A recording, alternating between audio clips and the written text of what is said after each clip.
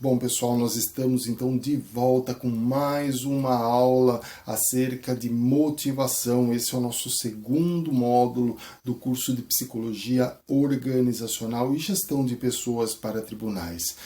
Espero que você esteja gostando. Se você tiver alguma dúvida, coloque aqui nos comentários. Pode perguntar, nós estaremos explicando novamente, buscando explicar. Por quê? Porque o que eu mais busco com você é interação, tá? É juntos alcançar o teu objetivo, tá certo? Então o meu foco, o meu objetivo é que eu possa caminhar junto com você neste processo de estudo, porque é um processo difícil, é uma caminhada difícil, tá? Por isso que o nosso curso ele propõe que haja interatividade, tá? Aquele que comprou o nosso curso, que tem comprado o nosso curso, tem acesso aos simulados que são comentados em vídeo, mas também ele vai trabalhar com plano de estudo, ele vai receber muita tarefa de casa, ou seja, ele vai ter que trabalhar, ele não somente vai assistir os vídeos, ler os PDFs, não, ele vai ter que ser um agente ativo nesse curso também, porque eu acredito nisso, tá? Para que você seja aprovado, você precisa se dispor, tá certo? Bom, vamos lá, teoria de campo de Kurt Lewin. Olha só, acompanhe comigo. A teoria de campo elaborada por Kurt Lewin se baseia em duas suposições fundamentais.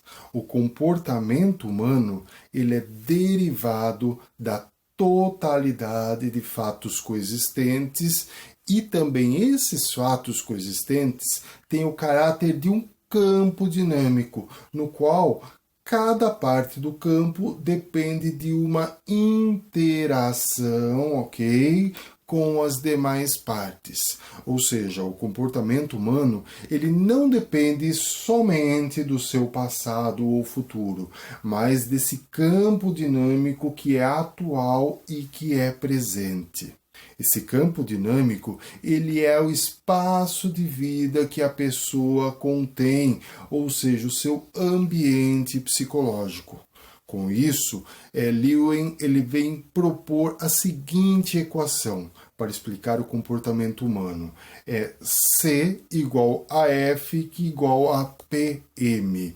Ou seja, comportamento é igual a função, tá? Nós temos aqui, ó, comportamento que é igual a função ou resultado entre a pessoa, tá? E o seu meio ambiente. O ambiente psicológico ou ambiente comportamental é o ambiente tal como ele é percebido ou interpretado pela pessoa. E mais do que isso, é o ambiente relacionado com as atuais necessidades do indivíduo. Alguns objetos, pessoas ou situações podem adquirir valência no ambiente psicológico, determinando um campo dinâmico de forças psicológicas. Bom, então o que é importante nessa teoria que você precisa saber? Bom, que essa teoria, né, teoria de campo, ela já vem falar de um campo dinâmico, tá? Um campo que ocorre aí com dinamismo, por quê? Porque ele se refere, tá, à interação da pessoa com o seu ambiente. Isso é o básico, tá ok? Relação, comportamento da pessoa com o seu ambiente que estabelece esse campo dinâmico, tá? Então, o que ele vem falar? Dessa equação, né, de Kurt Lewin, que esse comportamento ele é igual a esta função que é o resultado, tá, entre a pessoa e o seu meio ambiente. Isso precisa ficar muito claro. Falou em Lewin, falou em teoria de campo, interação, pessoa, ambiente, tá ok?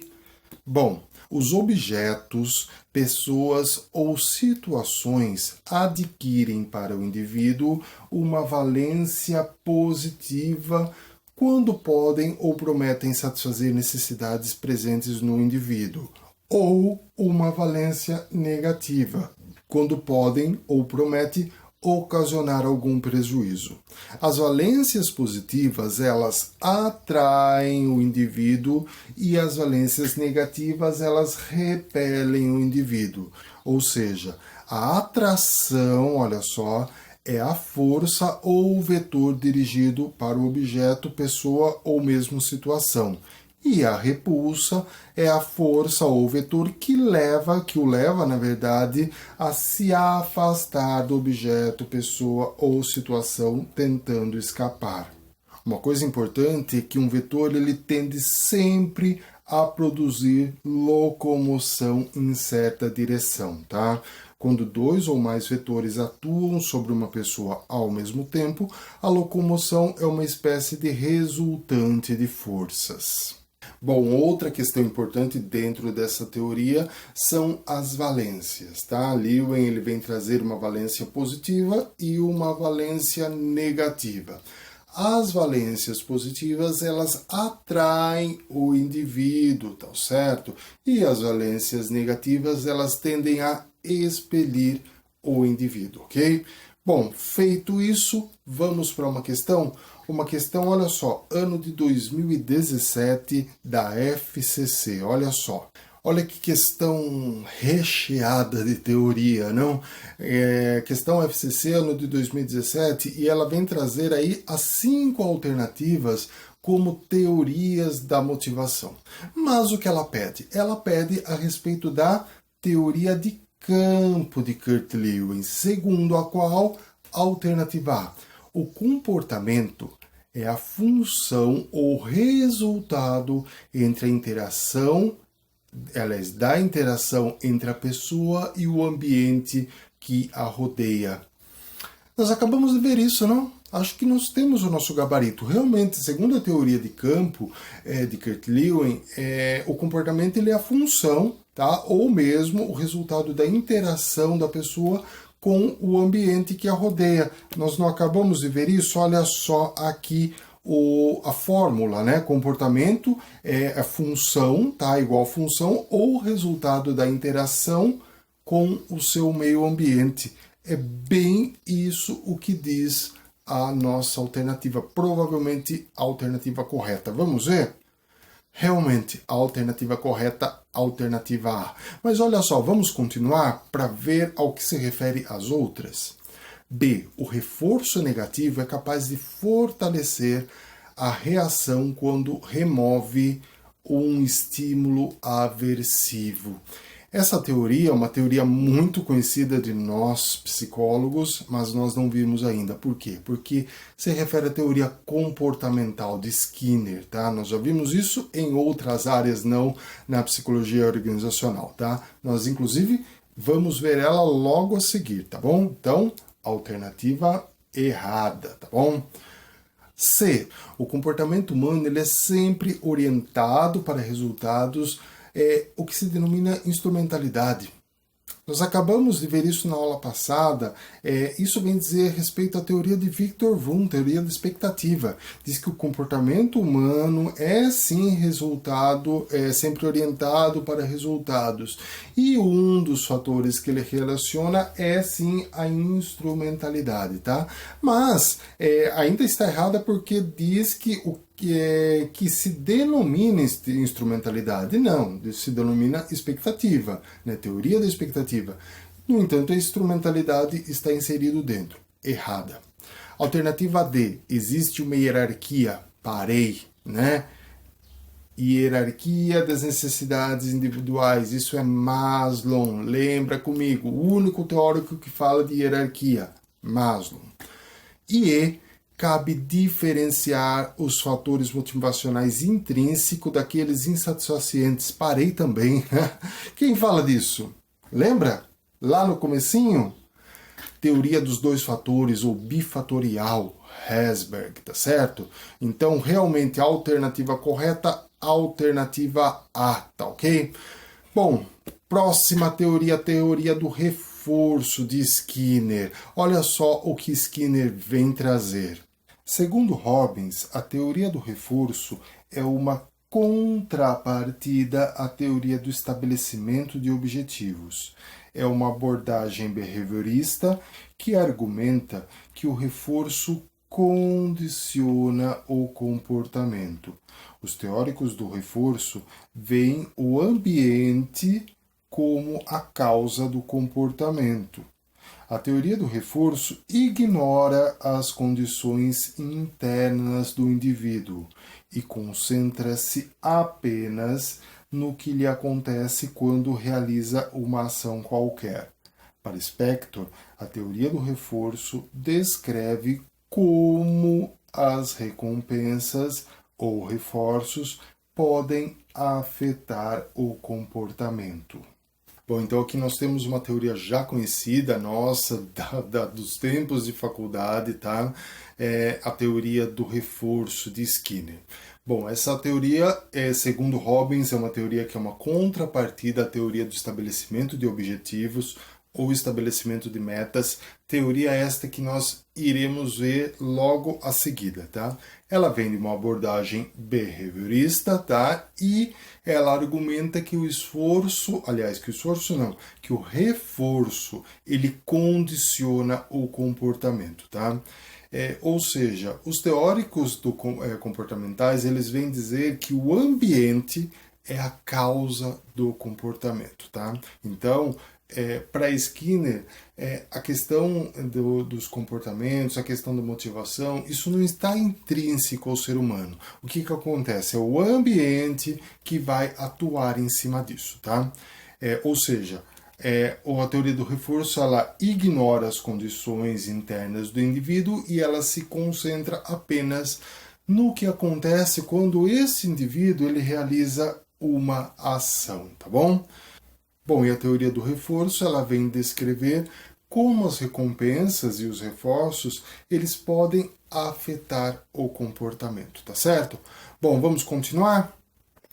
Segundo essa teoria, o comportamento humano ele é condicionado por experiências positivas ou negativas.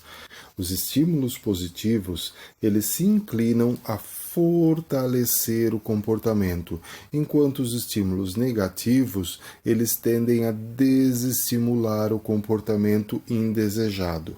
Ou seja, o gerente, então, ele deve buscar estimular os comportamentos desejáveis e desencorajar os comportamentos inadequados. O reforço positivo. Este vem oferecer uma recompensa, olha só, no momento em que se alcança um objetivo. Um exemplo disso são os prêmios, as promoções, os elogios por assiduidade ou mesmo produtividade. Agora, o reforço negativo, esse a gente confunde um pouquinho. Por quê? Porque ele tende a fortalecer uma resposta através, olha só, da remoção de um estímulo aversivo na ocorrência de um comportamento desejado. Ou seja, o reforço negativo ele vem encorajar uma ação. Um exemplo disso seria uma pessoa poder parar de beber para evitar um estímulo aversivo da família. Bom, o reforço negativo ele pode ser confundido com a punição. Por quê? Porque na punição, sim, existe a aplicação de um estímulo aversivo após uma resposta, visando diminuir a probabilidade de que esta resposta ela ocorra novamente. Um exemplo disso seria um desconto no salário devido a um atraso ou mesmo uma falta, tá bom? E por fim nós temos a extinção. A extinção seria a retirada de uma recompensa que seja positiva, tá ok? No momento em que ocorre uma ação indesejada. Exemplo, retirar aquele prêmio que o indivíduo conseguiu por assiduidade, isso porque ele passou a cometer algumas faltas, ok? Bom, a teoria do reforço, ela negligencia o que é intrínseco a cada indivíduo, ou seja, emoções, sentimentos, expectativas, e leva-se em conta apenas as atitudes dos colaboradores. Por isso, essa teoria é objeto de críticas, até mesmo por conta de sua característica manipuladora. Bom, aqui nós temos um ponto importante para falar, tá? Com referência aos reforços, mais especificamente, a diferença entre o reforço negativo, tá, e a punição. Por quê? Porque muitos acabam trazendo um pouco dessa confusão, tá certo? Bom, reforço positivo fica mais claro, não? No reforço positivo ele vem oferecer uma recompensa, tá? No momento em que se alcança o objetivo. Ponto, isso é simples, tá bom? Isso não oferece maior dificuldade. Agora, no reforço negativo, olha só, presta atenção comigo. O reforço negativo ele tende a fortalecer uma resposta, tá? Isso através da remoção de um estímulo que seja aversivo, tá bom? Ou seja, usando este exemplo aqui, imaginem que uma pessoa ele está bebendo, tal, ele tem uma dificuldade com o alcoolismo e ele vai remover esse comportamento, ele vai remover esse estímulo também. Para quê? Para que ele não tenha maiores problemas com a família, nesse exemplo, tá? Então, o reforço negativo, ele não surge como uma punição, ele surge como um encorajamento para com uma ação, tá bom? O que surge como aplicação deste estímulo aversivo, aí sim seria a punição, tá? Ele vem aplicar esse estímulo aversivo como uma forma de diminuir, tá, a probabilidade daquilo que possa ocorrer. Eu usei a questão do salário, mas a gente pode aqui até pensar na possibilidade de usar o estímulo que eu falei da pessoa que bebe, né? O que vai acontecer? Quanto mais a pessoa bebe, mais, por exemplo, a família se afasta dele, né? Então, olha, eu vou me afastar dele para que ele pare de beber, para que ele sinta e pare de beber. Pode ser um exemplo de punição, tá certo? Também o desconto de um salário devido a faltas, tá? E por fim nós temos a extinção, tá? Que é a retirada do estímulo positivo quando a pessoa já adquiriu, né? Ele usa o exemplo daquele funcionário que conseguiu recompensas por assiduidade, mas que num determinado tempo ele começou a obter falta e aí é retirado esse estímulo dele, tá certo? Bom, pessoal, vamos para algumas questões. Questão FCC, ano de 2016. Olha só. Bom, nessa questão a FCC vem trazer algumas outras teorias que vale a pena a gente dar uma olhadinha, dar uma recordada, tá bom? Bom, sobre os principais conceitos da motivação, considere, olha só. O item 1, ele diz o seguinte, que de acordo com a hierarquia de Maslow, ok, a autoestima, tá, e o status alcançam o último nível de necessidades do indivíduo. Já parei aqui, tá? O último nível de necessidades do indivíduo se refere à autorrealização, tá? A autoestima e o status estão relacionados ao nível abaixo, tá? Lembra que nós falamos do fator interno, do fator externo dentro da estima? Então, alternativa errada, não tem nada a ver com a hierarquia de Maslow. A teoria das necessidades de McClelland, outra que nós já vimos, lida com os efeitos benéficos da motivação intrínseca e os efeitos nocivos da motivação extrínseca. Motivação intrínseca e motivação extrínseca estão falando de Herzberg, teoria dos dois fatores. McClelland, ele vem falar de três necessidades, né? Necessidades de afiliação, poder e realização, tá? Nós já vimos isso também, item errado. 3. A teoria do reforço, teoria esta que nós acabamos de ver, é uma contrapartida ao estabelecimento de objetivos, até aí ok, nós vimos isso, uma vez que ela desconsidera as condições internas do indivíduo, nós também já vimos isso, e dedica-se apenas no que lhe acontece quando realiza uma reação qualquer, realiza uma ação qualquer. Item correto, não? Item correto. Diante disso, nós já podemos aqui fazer algumas eliminações, né? Se o 1, 2 está errado, nós eliminamos automaticamente a B e a C. E também a D, né? Temos aqui o nosso gabarito completo já, mesmo sem ler a quarta, né? Olha só, será que é isso? Isso mesmo. Olha só o que diz o item 4. A teoria da expectativa prevê que um funcionário despenderá um alto nível de esforço se perceber que existe uma forte relação entre o esforço, desempenho e recompensa e satisfação de suas metas. Nós vimos isso, as 3 relações da qual Vroom veio estabelecer. Com isso, item 2 e item 3 e item 4 corretos. Gente, uma dica rápida para você, olha só como eu matei essa questão sem ler a 4. Leu a primeira, tá errado. Leu a segunda, tá errado. Procura as que tem nela, já elimina. 1, 2, 3 e 4. Matou a questão, tá certo? Bom, outra questão agora, FCC também, ano de 2016, olha só. Bom, esta questão da FCC também é muito interessante por trazer outras teorias, tá bom? Então, o que ela vem falar? Aliás, eu vou até ler um pouco desde o começo para que a gente possa entender melhor, porque ela dá uma outra informação importante. Considere que determinada organização pretenda enfatizar práticas para aumentar a motivação de seus colaboradores, ok? Tomando como base conceitual os preceitos das teorias motivacionais classificadas como de processo.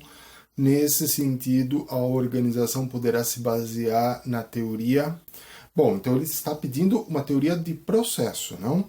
Por isso que lá no início do nosso módulo eu falei da importância de você saber diferenciar conteúdo e processo, saber quais teorias estão relacionadas a cada um. Porque olha só como as questões trazem esse conteúdo, tá? Então ele está pedindo teorias de processo, ok? A teoria X de McGregor é uma teoria de conteúdo ou de processo? Nós já vimos isso, se refere a uma teoria de conteúdo, tá certo? Então essa questão já está eliminada. Mas olha só, além de ser uma teoria de conteúdo, ela traz um outro erro. Olha só, a teoria X de McGregor tem como um de seus pressupostos que o indivíduo exercerá autocontrole e autodireção se as necessidades próprias forem satisfeitas. Não, isso é Y, tá? Isso é Y, tá certo? Então, alternativa errada por 2 motivos. A teoria Y de McGregor também errada. Também errada porque assim como a X, ela também é de conteúdo. E também tem um outro erro, preconiza que o indivíduo precisa ser forçado, controlado e dirigido para produzir. Isso é X. Né? A FCC fez aí uma troca com 2 erros. Quem não conhece pode cair numa dessa, não? C. A fatorial de Herzberg, eu nem preciso continuar, não é verdade? Fatorial é de conteúdo e, na verdade, não é fatorial, é bifatorial, tá ok? É bifatorial, é a teoria dos 2 fatores de Herzberg, tá ok? Errada também. D. A teoria ERC, parei também. Teoria de conteúdo, a teoria ERC de Alderfer, tá? Então, totalmente errada. E também mais um erro, que a teoria ERC de Alderfer que apresenta uma hierarquia das necessidades. parei aqui. Se eu não parasse aqui, eu pararia aqui. Tá? Se eu não parasse aqui, ó, eu pararia aqui, porque hierarquia das necessidades, quem fala? Não ouvir? Maslow. Maslow, isso mesmo. Consequentemente, a alternativa correta é isso mesmo, teoria do reforço, é uma teoria de processo, tá? Segundo a qual o reforço condiciona o comportamento, representando o reforço negativo, não uma punição, olha só aquela diferença entre reforço negativo e punição, mas sim uma remoção do evento punitivo. Olha só que literal a FCC trouxe, não? Bom, vamos dar um pequeno intervalo? Vamos dar um pequeno intervalo e nós já voltamos com a última aula do nosso módulo acerca de motivação. Nós iremos tratar sobre mais 3 teorias, são teorias um pouco mais curtinhas, tá? Que não costumam cair tanto nas provas, mas é de extrema importância porque, inclusive, a última delas caiu muito recentemente uma questão, tá? Então, você precisa ter conhecimento, ok? Até já, descansa um pouquinho e já retoma comigo.